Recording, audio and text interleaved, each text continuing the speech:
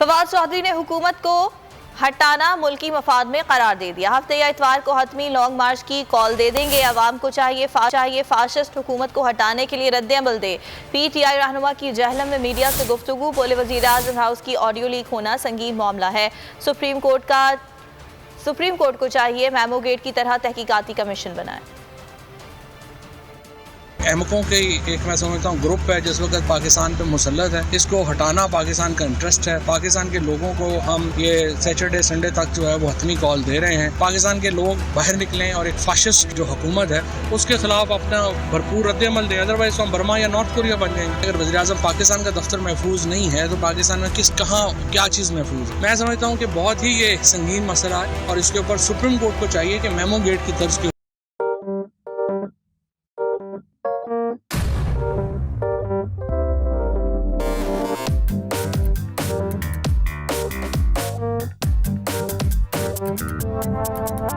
कुछ खेल के करेगा ये खिलाड़ी अपना सीन ऑन। देख लो भाई देख लो है आखिरी खिलाड़ी कौन। आखिरी खिलाड़ी कौन।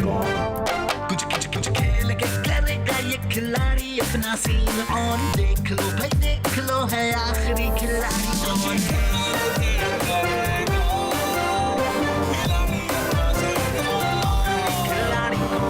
यहाँ ऐसा कुछ नहीं होगा। दिमाग चलाओ, जवाब बताओ और लाखों ले जाओ।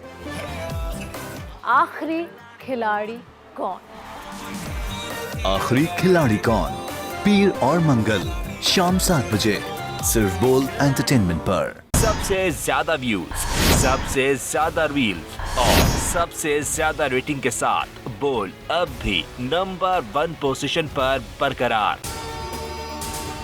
अगर आपको ये वीडियो पसंद आई तो लाइक पर क्लिक करें, सब्सक्राइब करें और बेल दबाएं ताकि कोई खबर रह न जाए।